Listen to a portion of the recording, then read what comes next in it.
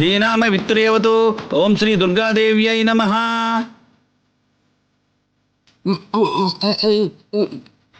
ನೋಡಪ್ಪ, ಅಮ್ಮನವ್ರು ಹೇಳಿದ್ರು ತಾನೆ 101 ಕೊಡದಲ್ಲಿ ಅಭಿಷೇಕ ಮಾಡಪ್ಪ. ನನ್ನ ಮಾತು ಕೇಳಪ್ಪ. ಅಮ್ಮನವ್ರು ಹೇಳ್ದ ಹಾಗೆ ನಾವು ಮಾಡ್ಲೇಬೇಕು.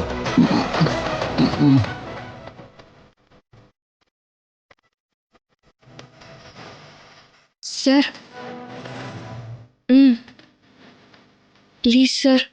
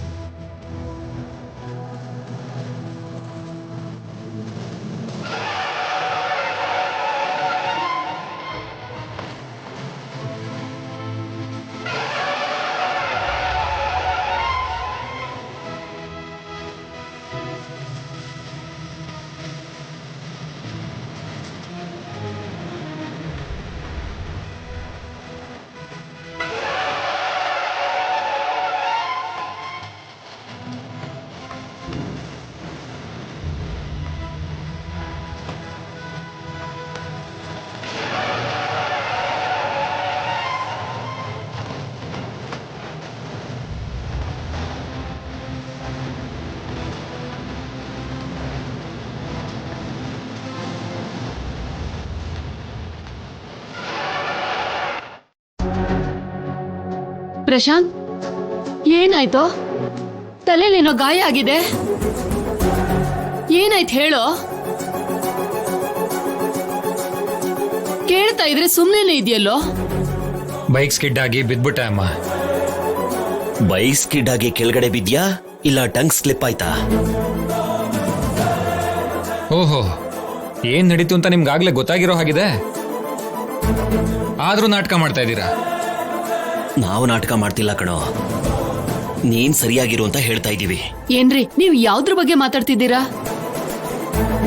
ಅವ್ನ್ ಸ್ಲಿಪ್ ಆದೆ ಅಂತಿದ್ದಾನೆ, ಗಾಯ ಆಗಿದೆ. ನನ್ಗೇನು ಅರ್ಥನೇ ಆಗ್ತಿಲ್ಲ. ಇವನು ಶೌರ್ಯನ್ ಜೊತೆ ಜಗಳ ಮಾಡ್ಕೊಂಡಿದ್ದಾನೆ.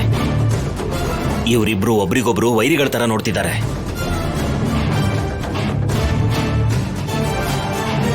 ಅಯ್ಯೋ, ಏನೋ ಇದು?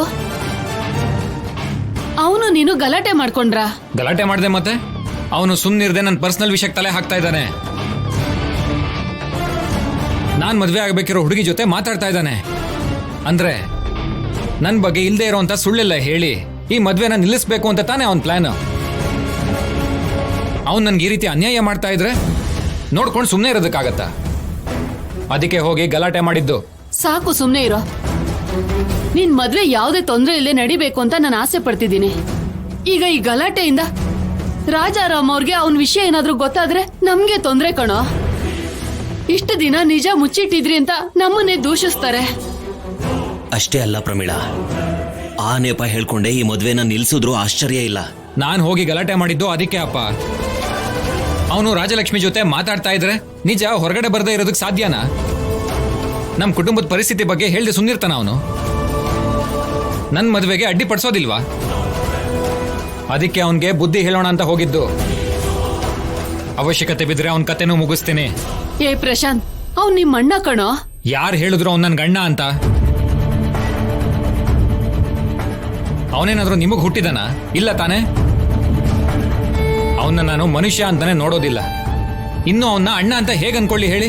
ಹಾಗಲ್ಲ ಕಣೋ ಅಪ್ಪ, ನಾನೀಗ ಹೇಳೋದನ್ನ ಗಮನ ಇಟ್ಟು ಕೇಳಿಸ್ಕೊಳ್ಳಿ. ಅವನು ಬೇರೆ ಯಾವುದೇ ವಿಷಯದಲ್ಲಿ ಅಡ್ಡ ಬಂದಿದ್ರು ಸುಮ್ಮನಿರ್ತಿದ್ದೆ. ಆದ್ರೆ ಅವನು ನನ್ನ ಮದ್ವೆ ವಿಷಯದಲ್ಲಿ ತಲೆ ಹಾಕ್ತಾ ಇದ್ದಾನೆ. ಅವನ ಕಥೆ ಮುಗಿಸ್ದೇನೆ ಸುಮ್ಮನಿರಲ್ಲ ನಾನು.